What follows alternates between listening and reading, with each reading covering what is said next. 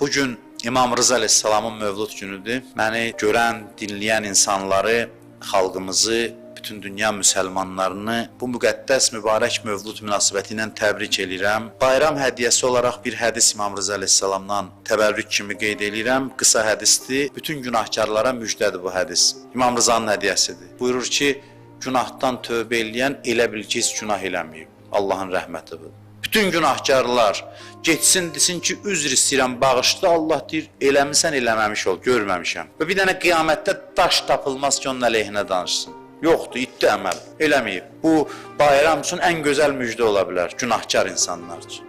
Belə bugün gedək İmam Rızanın qapısına, Allaha vasitə eləyək, deyək ki, mən çox günah eləmişəm.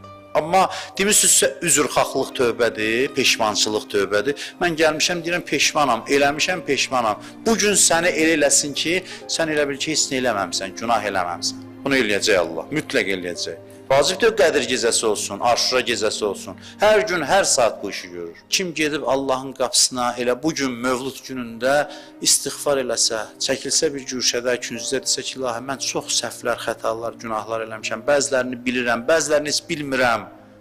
Mən üzr istəyirəm, bağışla məni.